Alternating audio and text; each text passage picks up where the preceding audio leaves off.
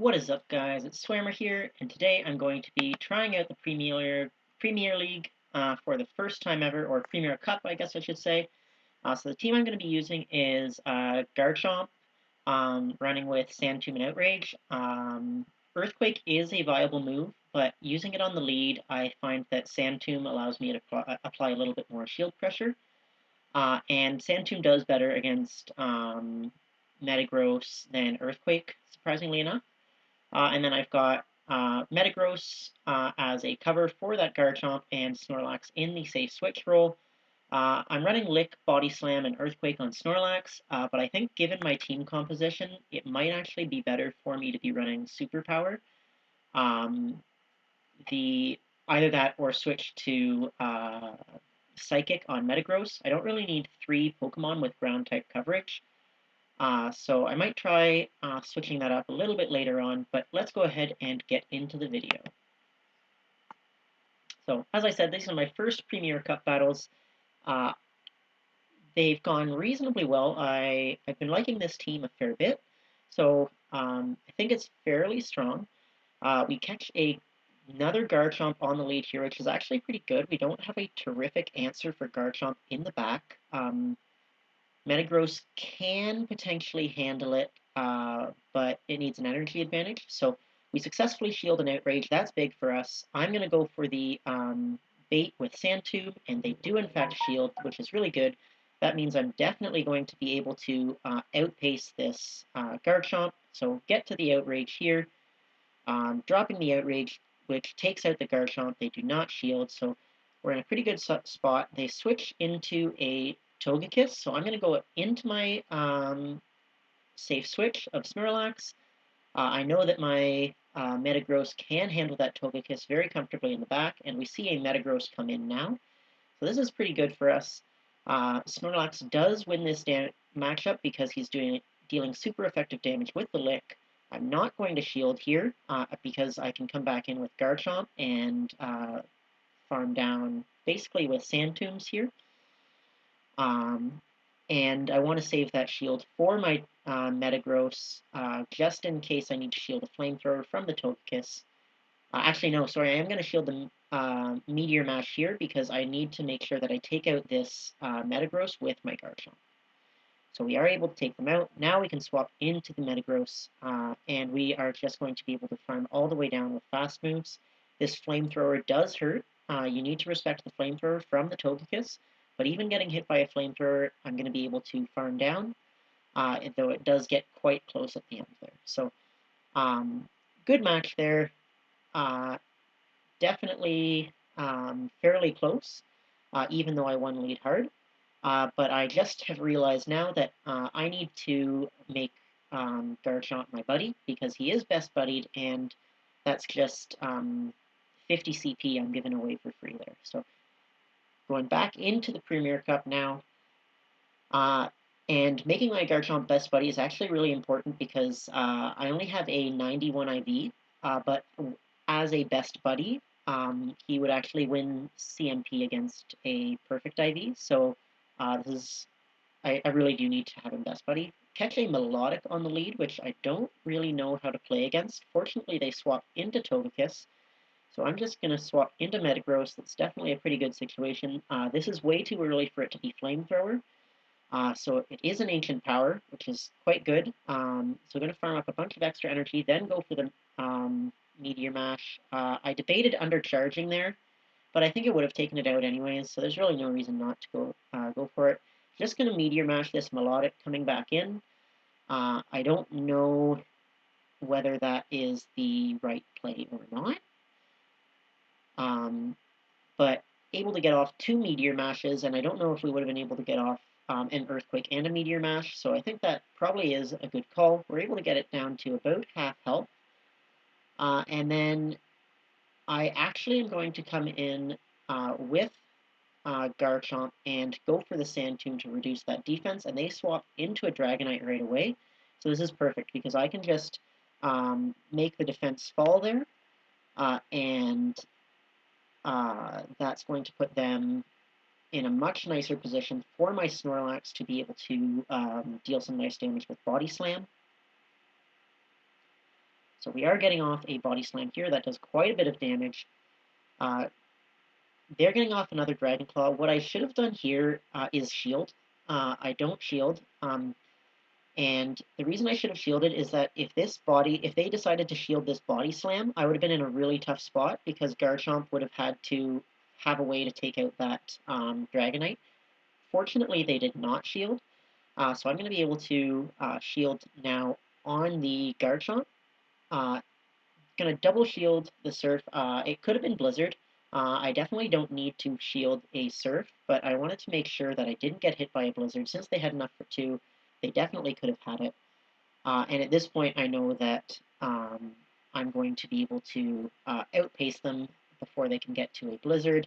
So we're going for another Sand Tomb here, and that's going to be taken out the Melodic.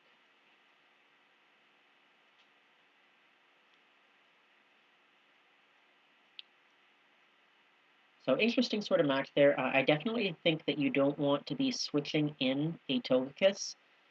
Togekiss is not great on the safe switch, and with so many people running Metagross, it's just going to get countered very frequently. So here, Togekiss on the lead, going to go into Snorlax right away. Togekiss is definitely a problem for us, and I go ahead and drop the Body Slam.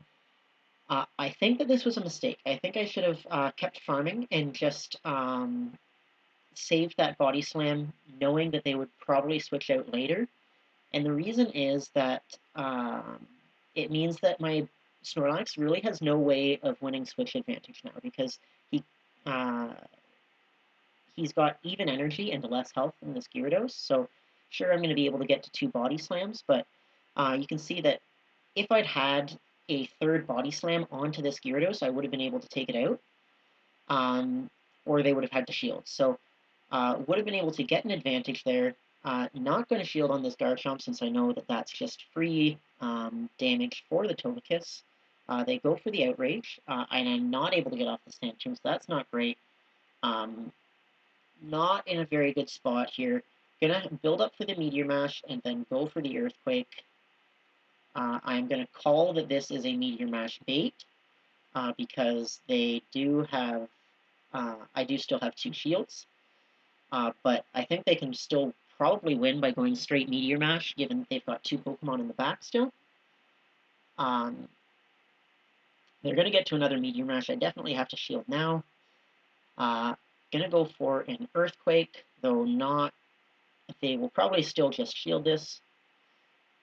And then we're going to get to another Meteor Mash, actually, and go for the Meteor Mash. Because I think that they're low enough that Meteor Mash is probably going to deal enough damage to either take them out or get them very, very low. So we do get them very low. They're going to swap into Togekiss and Charm Down. So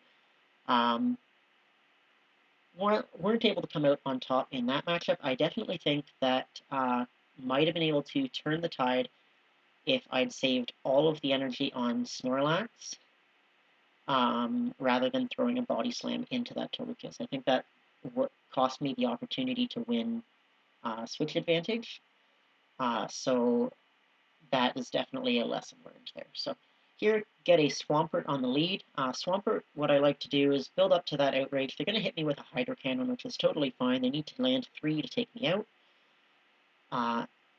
Build up to the Outrage. Going to go for the Sand Tomb now. Actually, they swap out, which is totally fine with me, because whatever is coming in here, I'm just going to come in with Metagross. Don't want my Metagross to be lined up against that Swampert, and with the defense debuff, this is going to deal a ton of damage to Snorlax. So almost takes it out. I did not think that they had enough time to get to an Earthquake, but apparently I was wrong. So that does take me out, so that's not great, but I'm going to be able to come in and farm the rest of the way down with Garchomp. And now we're going to go ahead and Sand Tomb this Swampert coming back in. We do get a shield, which is really good for us. I'm going to go ahead and shield as well here. I want to keep a little bit more health on my Garchomp. I'm going to go for the Outrage now. and hoping that we can get the damage through. We do get the damage through. That takes out the Swampert. It is a Metagross coming in, so this is looking really good for us. We can go for the Sand Tomb to lower its defenses, and then swapping the Snorlax.